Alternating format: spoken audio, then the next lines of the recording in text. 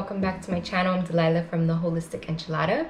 Today I want to talk about breaking the curly girl method rules, which I know is not often talked about, and a lot of people are very much black and white, follow the rules just the way they are, exactly like they are, no string whatsoever. But you can break the rules sometimes. So I want to talk a little bit about that. I get questions all the time from my readers about, basically they're asking permission to color their hair, to brush their hair, to straighten their hair, to wash daily, to go swimming. And then questions like, well, can I do this if I have to put my hair up for work every day? Can I do this if I go swimming all the time? Can I do the curly girl method if I have to use a medicated shampoo for my psoriasis or something like that? And, basically something along those lines. Can I, or am I allowed to insert the concern related to hair while doing the curly girl method? And I'm here to tell you that the answer is yes. I am not a purist in any way ever. I'm not a black and white person. There's definitely gray areas in every aspect. And I personally don't think it's healthy to be like, this is this, and there's no sway in any way. I don't think that's a healthy way to just live your life. So, of course, with something like this, I'm flexible. I'm flexible with everything. This is flexible. If you are in a situation that you need to break one of the rules, then just break it. There's no CGM police that's going to come find you and take you away because you used an unapproved product, or you washed your hair every day, or you brushed your hair when you weren't supposed to. You do what you have to do to make this method work for you. Now, I very strongly encourage you to follow the curly girl method as is by the book for the first couple of months at least, while you are kind of like reviving your hair and you are bringing it back to what it's supposed to be. You're healing your hair, right? So in that time that's kind of critical, your hair's a little bit in shock and you're retraining it to basically curl again, and you're getting rid of all the damage that you've done, and you're learning how to care for your hair. You're really learning a lot about what your hair needs, what it likes, what it wants. And so I don't think that messing with it in that time period would benefit you. But after that, go ahead and switch things up as you need to. If you want to straighten your hair every once in a while, that's totally okay. It's not the end of the world. You're not going to lose all of your curls because you straightened your hair once. I'm talking about every once in a while. I'm not talking about once a week, once a month even, like a little less often than that. I'm also not talking about using an iron, because that will definitely damage your curl pattern. But just straightening it with like a hair dryer and a brush every once in a while is fine. I do know some people whose curl pattern suffers from straightening, like occasional straightening. Mine doesn't. If I straighten my hair, once I wash it the next day, back to normal. It looks like it did before. So you may find that if you straighten your hair, your curls look a little stretched out for a couple of washes. And if that's the case, then okay, you can't really straighten your hair that often. Your hair is not at the point yet where it can withstand that kind of damage. If you color your hair, continue coloring your hair. You just do what you can to mitigate the damage. I've talked about this before.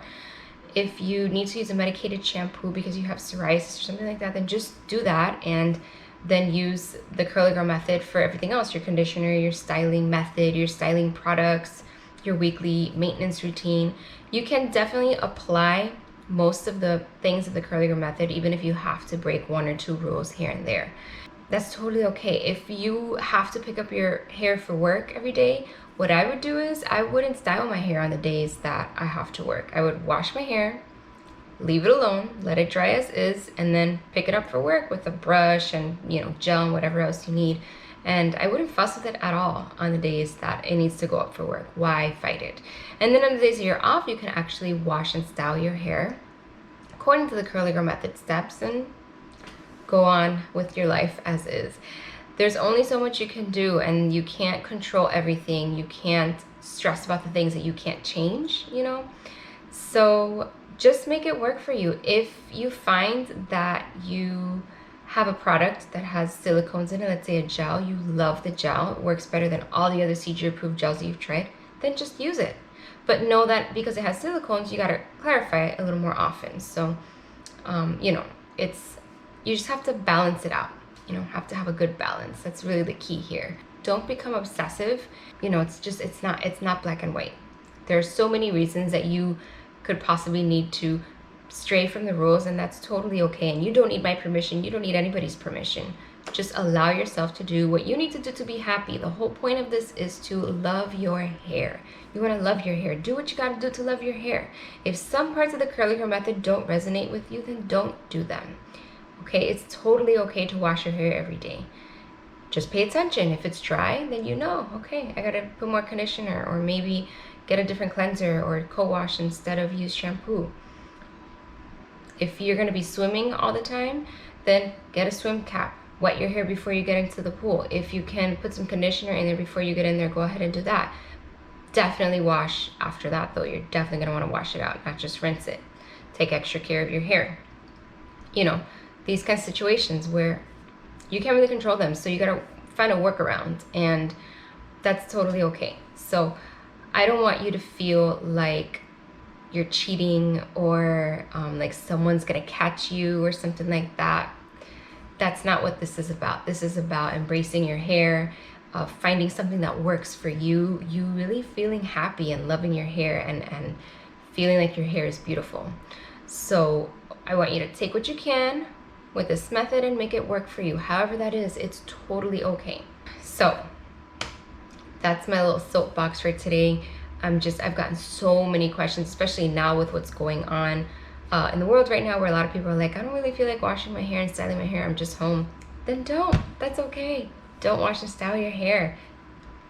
That's all you. That is all you. Do whatever you want. It's totally okay. So I just wanted to share my thoughts on that with you all, and hopefully this helps you relax about certain things and not be so uptight about your routine, because it's not supposed to be a complicated thing that makes your life more difficult. It's the opposite. It's supposed to make your life easier. So let's make sure that it is doing that it is making your life easier.